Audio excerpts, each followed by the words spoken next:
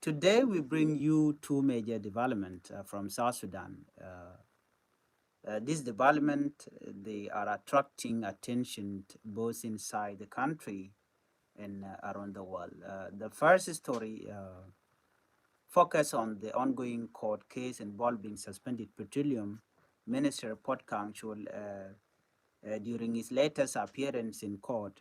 Puot Kang strongly rejected the accusation against him and claimed that the case is political in nature.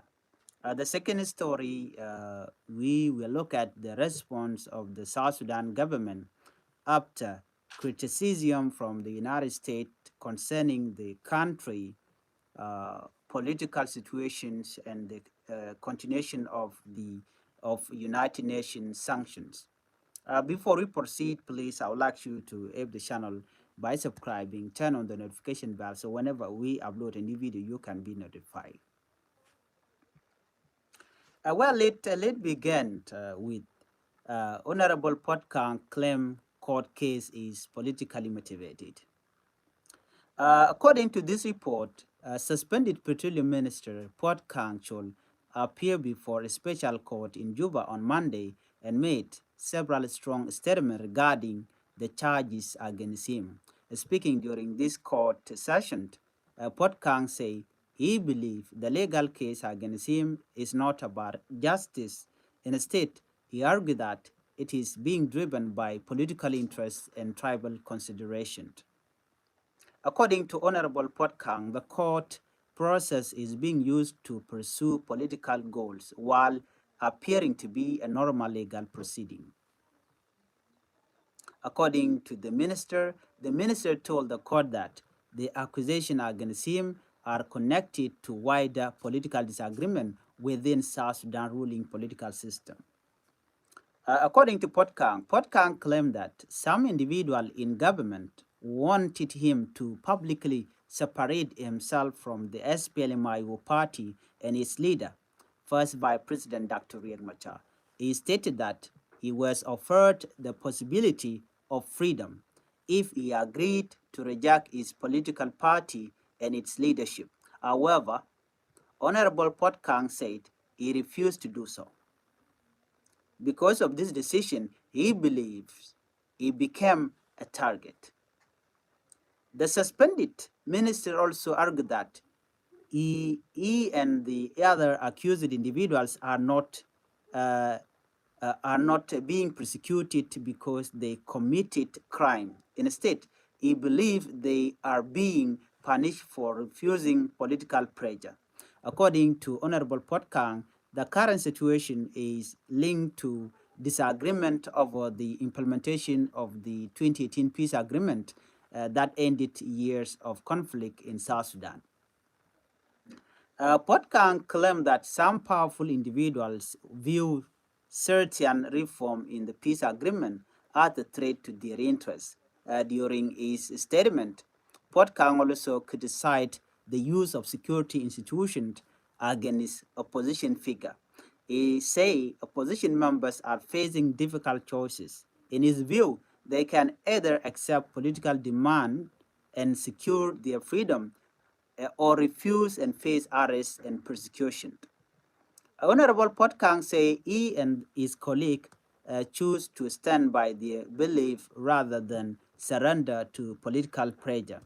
The minister also denied any involvement in the fighting that occurred in Nasser in Upper Nile State during March 2025.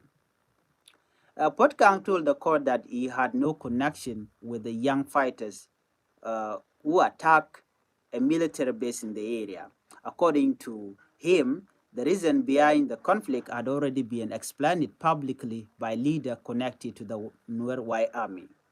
According to Honorable Puot Kang further raised questions about the detention and release of other political figures.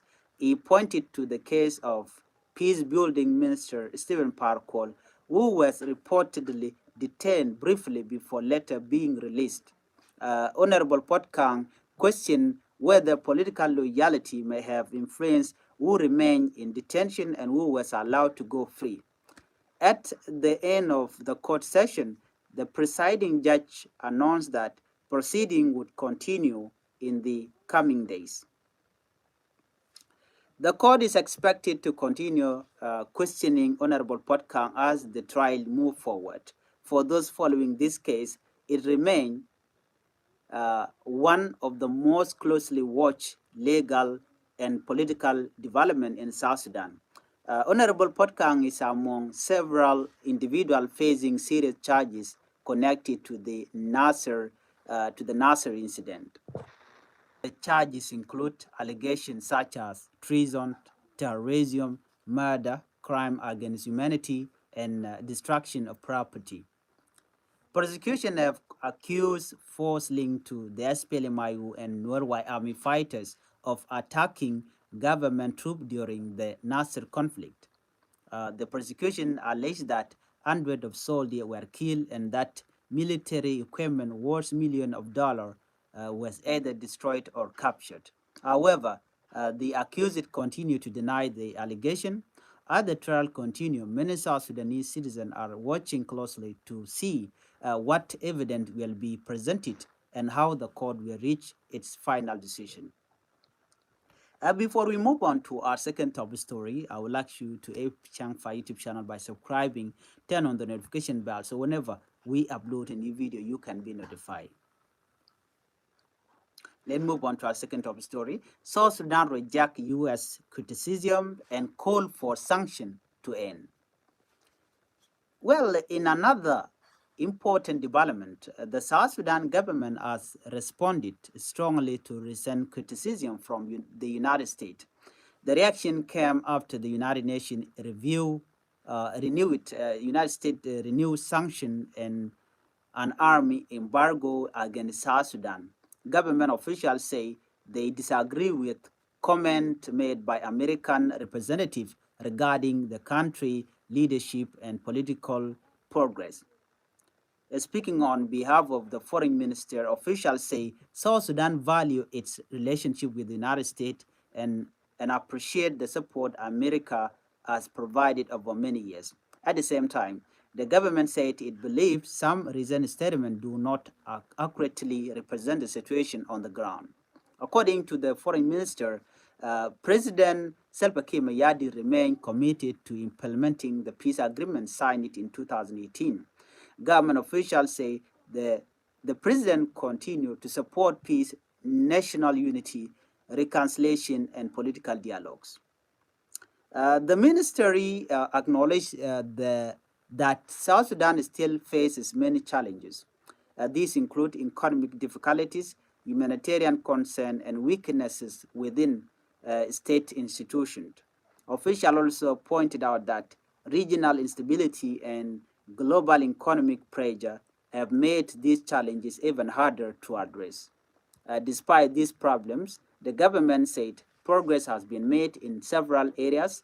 According to officials, reform within the security sector have continued, political consultation have taken place, and cooperation with regional partners remain active. One of the strongest points raised by the government was its opposition to the continuation of sanctions and the army embargo. Officials argue that these measures are slowing down progress and making it harder for South Sudan to strengthen its institution. They believe sanctions limit the government's ability to fully implement important part of the peace agreement. The ministry therefore renewed its call for the international community to lift the sanction and remove the army embargo. Government officials said they would prefer greater cooperation, technical support, and capacity building effort instead of punitive measures. The statement came after comment made at the United Nations Security Council. American representative welcomed the decision to extend sanctions for another year. They argue that South Sudan has not made enough progress toward meeting important political and security goals. U.S. officials also expressed concern about the current political environment, they pointed to the detention of opposition figures and questioned whether meaningful political dialogue is taking place. In particular, America representative highlighted concern regarding the situation of first Vice President Dr. Riek Machar. The United States also called for a national ceasefire and urged political leaders to avoid violence.